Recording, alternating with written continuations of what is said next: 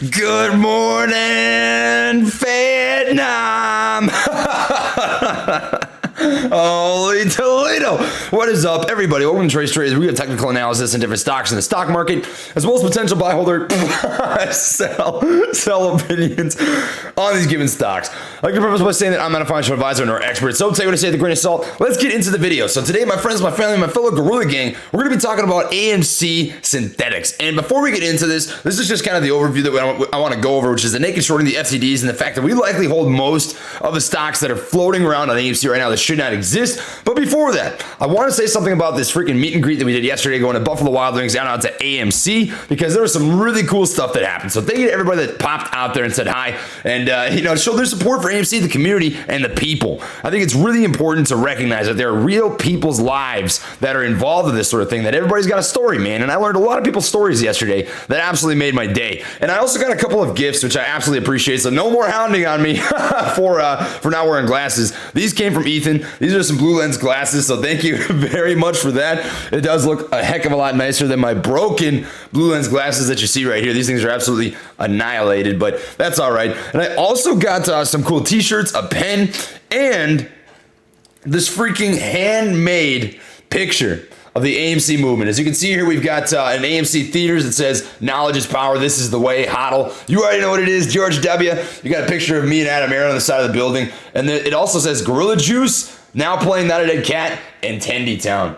So this is some really freaking cool stuff. I absolutely appreciate the fact that you guys showed up, that you showed so much support. And honestly, from the bottom of my heart, I cannot show you how much that means to me. Like, honest to God, I stayed up for like an hour afterwards, just thinking to myself, man, what a freaking cool life, and how much support I'm so lucky to be able to have. So without further ado, let's get into the video and talk about the real thing at hand here, and that is the AMC Synthetics. So we're going to talk about the naked shorting. I want to talk about failure to delivers and the fact that we likely hold the majority of the stock. And this is a topic that I think a lot of people have not really talked about, because it's just plainly associated that, hey, all of the malpractice, all the corruption, all of the fraudulence that's been taking place is in the hands of these hedge funds and institutions and market makers that are allowing it to happen. But the truth is that the majority of the synthetic shares are likely being held by us, the apes. So I want to walk you through essentially this whole process, how bad and how out of hand this really is, and then leave you with some parting words in terms of why we should not be worried about this, why this can't go on forever. So with that being said, let's just rock into the video. So we're going to start off here today with naked shorts. Now, according to Ortex, the current information that we have available to us right now is that there are about 74.97 million total short shares that are circulating on the market, right? And this is exchange reported shorts. Now, it's important to say reported, because we know that there is a history of hedge funds that who will short stock that will be fraudulent and not really hold up true to the short interest that they are holding at any given stock at any given time.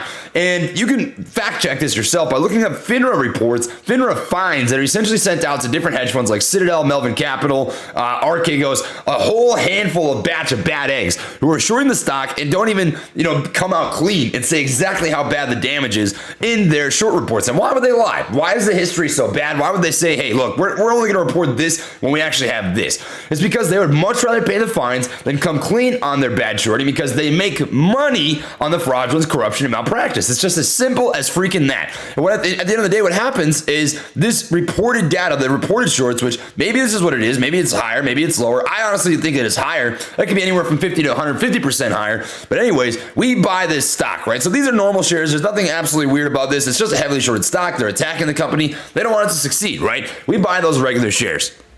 Well, in the same way, we also buy naked shorts. Now, what is a naked short, you might be asking yourself? So think about it like this. There are currently 417-ish million-ish shares that are circulating on the market. It could be a little bit higher, right? In fact, I'd say it's about 43 million shares higher, just because we know AMC did that 43 million share at the market offering, right? So 75 million of these are allocated to short positions as it sits right now, and you actually have quite a bit more that are on loan. You see there's about 124 million shares on loan right now, but I'm taking the lesser number, right? We're just going to take that lesser number these are being shorted into the market, and this creates selling pressure, right? Well, this is the problem, is that there are X amount of lendable shares that are allocated for a stock like this from lenders to short a stock. And there's also something else taking place, which is this naked shorting. Now, if you don't know what naked shorting is, think about it like this. You are creating something that does not exist. So if X equals 150 million, they're just going to say that's as many lendable shares as are possible, because that's about the value, 155-ish million shares that are on loan when utilization was at 100%, right? So we'll just say that is the maximum value. And then instead of X, you've got Y over here, and Y is actually in the realm of 300 million. Now, I don't know what the actual number is, but this is for hypothetical purposes. Let's just say that it is 300 million total shares that are actually short on the market. So if you've got, like, we're just going to take, 150 million here, scratch 75, take 150, right? 150 million shares that are on loan or short on the market. And then you've got Y, which is this question mark right here, naked short shares. We can say it's 300 million. We can say it's 400, 500. We really don't know what the actual true value is. These are shorted into the market, and these are shares that should not exist, right? Y is a variable that is not a piece of this equation. It's hidden in the equation, right? What you're looking at right now is X equals 150 million, but instead of seeing 150 million, you're seeing somewhere in the neighborhood of freaking, 500 million, right? And what's happening here is you're not getting the full equation. All that you can see as a retail investor behind your brokerage firm is X, when in reality, you've got a Y variable over here, right? The Y variable is the synthetic shares or the naked shorts that are being sent into the market. And this can be 300 million, this can be 350, this can be 400, 500. The truth is that nobody knows, and nobody probably will know. We might find out a little bit more about with this share recount that's coming up on the first week of June. However, you get the whole point here, right? Is that this is a variable in an equation that we are not going to be able to paint the picture on very easily. So what happens with this? This creates an inflated share flow. And I put up overstock.com because this is an example of a company who was attacked in a very similar way to what AMC is doing right now. I'm not going to walk you through this entire process because this video will be freaking 40 minutes long. But if you want to dig into this, just look up overstock.com and their whole story, right? It's definitely worth reading into. But what does this do, right?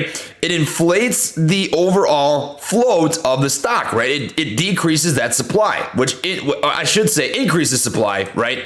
Which decreases demand. So it decreases that demand. When you inflate the supply, you have lower demand for an overall stock. It creates synthetic selling pressure on a security. And it's also intangible, right? We don't know the actual number of shares that are shorted in the market with naked shorting actually exists. And is this reported, right? Is this data being sent over to Ortex? Is it being sent to Fintel? Is it being sent to all these different exchanges, the exchange pools essentially that give you the short interest information?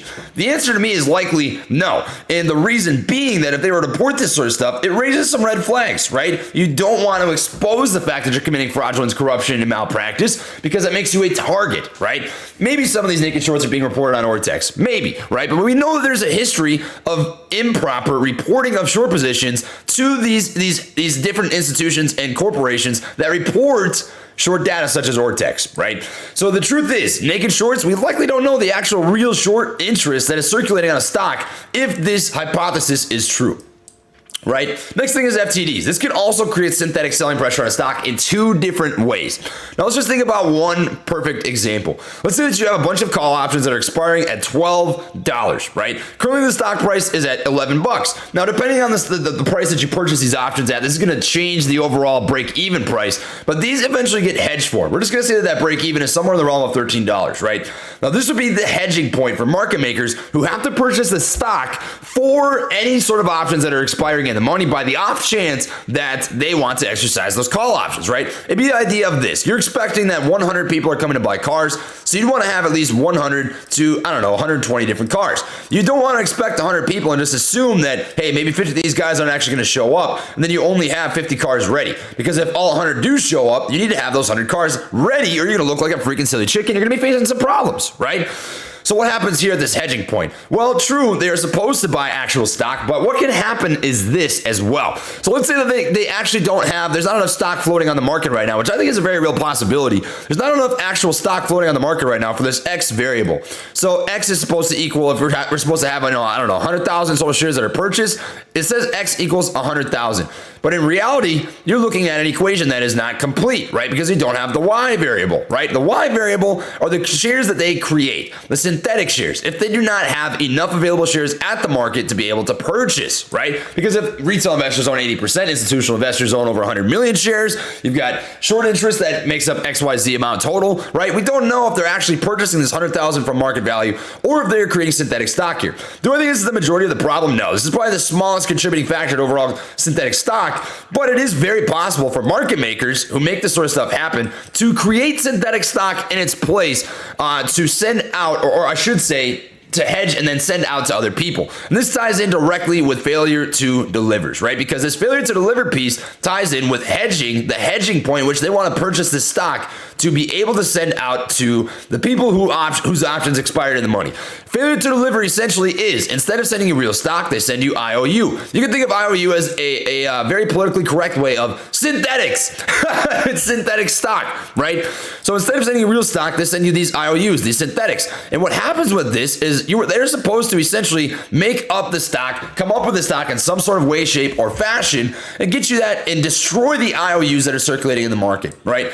Now, what happens with these IOUs essentially is it creates a higher supply and lower demand, right? Now, if you tie both of these different things together, the IOUs that come from failure to delivers and naked shorting, what you have is this. The majority of all transactions that take place, all the IOUs, all the synthetics that come into the stock market, all the short interest, right? The majority of the stock that should not exist is circulating in our hands, us. It is 100% in our hands because they're selling this stuff to us, right? We buy it and they sell it. So if FTDs come in, we're expecting to get actual stock from a call option that expired in the money because we decided to exercise, and they send us, I don't know, let's just say 1,000 shares, but it shows up as 1,000 shares to you. But what is this actually? It's likely synthetic. It's really not, it's very probable that you hold stock that doesn't actually exist. And what do you do with it? You hold it, right? You hold it. This doesn't ever, because the majority of apes are holding. We know that the ratio is like 90 to 95% buys and 5% sells on any given day.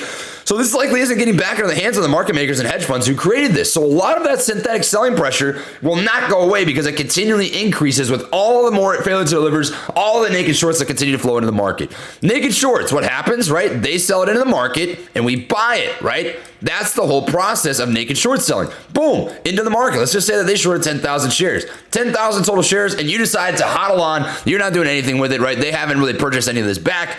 Maybe they're getting some people who are paper handing out, right? But the majority of this synthetic shares, they circulate in the market, right? They get sent to our hands, right? Failure to delivers and naked short selling are the two ways that you get an inflated amount of supply. And honestly, the overall freaking catastrophe that has been that they're trying to demise essentially AMC's business as a whole. Now, this sounds kind of doom and gloom, like there's no good answer here. And I want to close it off with a couple different things. I want to talk about the real short interest and why this is not going to be the end of the world. In fact, why it is going to be their downfall.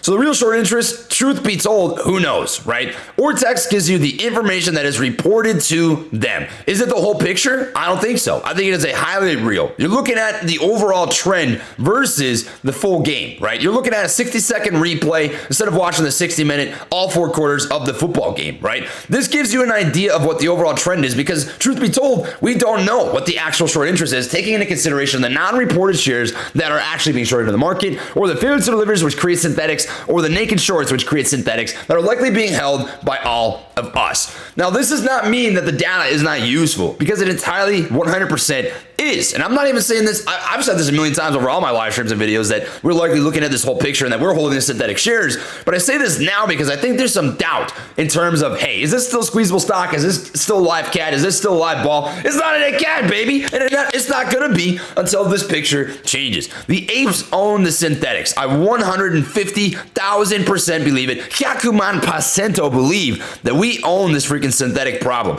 And why this is going to take care of itself is because synthetic shares must be destroyed. They cannot exist on the market forever. And I think that Adam Aaron's got the right idea. I think this is why he wants the share recount.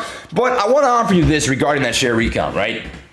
He's going to offer us what they can definitively prove on that first week of June, right? It doesn't mean that it's going to give us all the answers. And even if it doesn't give us all the answers, it's not going to change the overall picture because just because you don't know that Y variable, right? X plus Y and this Y right here being hidden, just because we don't know that Y variable, right? Adding up to this, whatever equation the end number is, just because we don't know it doesn't mean that it's still not a problem, right? It's still a problem that needs to be addressed. It's still a problem that will get taken care of. They cannot continuously create synthetic shares, failure to delivers, and naked short the stock, malpractice, corrupt, and try to destroy AMC's company forever because it will inevitably get cracked down on. Eventually, there's going to be a red flag that raises, right? There's no ifs, ands, or buts. What it comes down to is this.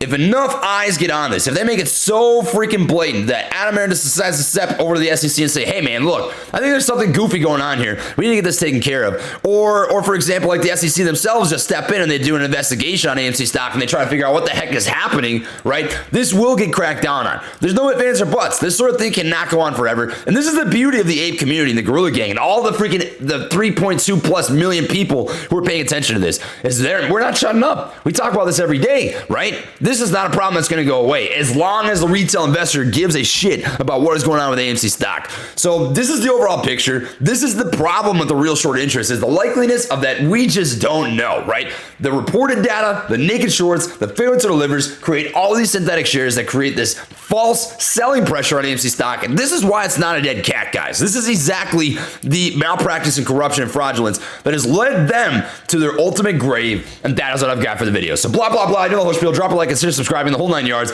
That's what I've got for you guys. I'm wearing some freaking shark shorts today because it is Shark Week every week, baby. And the sharks are coming to feast on some hedgy blood. And I'll catch you on the next one. So much love, peace, and positivity. Catch you later.